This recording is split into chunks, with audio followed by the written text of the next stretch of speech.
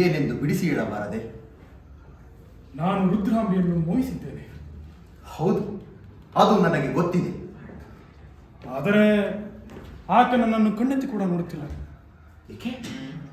ನಿನ್ನಲ್ಲೇನು ರೂಪವಿಲ್ಲವೇ, ವಿದ್ಯೆ ಇಲ್ಲವೇ, ಸಂಪತ್ತಿಲ್ಲವೇ?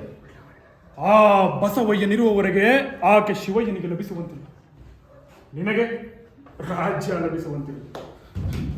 ಈಗ ಮಾಡುವುದೇನು? ಏನಿದೆ? ಸೇನಾಪತಿಯ ಪುತ್ರನಾಗಿ ಮಾಡುವುದೇನು ಎನ್ನುತ್ತೀಯಲ್ಲ? ರಾಣಿಗೆ ನಿನ್ನ ತಂದೆಯ ಮೇಲೆ ಎಷ್ಟು ಸ್ನೇಹ, ಎಷ್ಟು ಸಲಿಗೆ, ಎಷ್ಟು ಪ್ರೇಮ. ಅದರಿಂದ ಲಾಭವೇನೇ ಇರಲಿ, ನನಗೇನು ಹಿತವಾಗುತ್ತಿಲ್ಲ. ಈ ಸ್ವಪ್ನಾದರ್ಶಗಳನ್ನೆಲ್ಲ ಮೂಲೆಗಿಡು. ಅವುಗಳೆಲ್ಲ ಕಾವ್ಯಕ್ಕೆ, ವಾದಕ್ಕೆ, ವ್ಯವಹಾರಕ್ಕಲ್ಲ. ನೀನು ಬಸವಯ್ಯನಂತೆಯೇ ಆಗಿರೋಗಿ, ಅವನು ಕೂಡ ಈಗೀಗ ಕನಸಿನಿಂದ ಹಿಡಿದು ಬರುತ್ತಿದ್ದಾನೆ. ನೀನೇಕೋ ಸ್ವಪ್ನ ಜೀವಿಯಾಗುವಂತಿದೆ. ಶಿವಯ್ಯ, ಅವಳು ಮಹಾಪಾಪಿಷ್ಟೇ. ಅಯ್ಯೋ, ಪಾಪ ಪುಣ್ಯಗಳನ್ನೆಲ್ಲ ಕಟ್ಟಿಕೊಂಡು ನಮಗೇನು?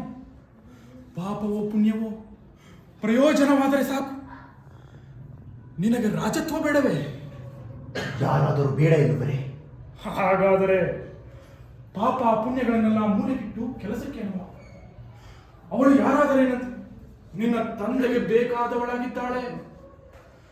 ನೀನು ಸ್ವಲ್ಪ ಪ್ರಯತ್ನ ಪಟ್ಟರೆ ಬಿದನೂರು ಸಿಂಹಾಸನ ನಿನ್ನ ಕೈ ಸೇರುವುದು. ಈಗ ಏನು ಮಾಡಬೇಕು?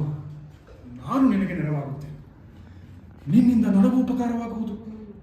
ನಿನಗೆ ರಾಜ್ಯ ದೊರಕುವುದು, ನನಗೆ ರುದ್ರಾಂಬ ಲಭಿಸುವುದು.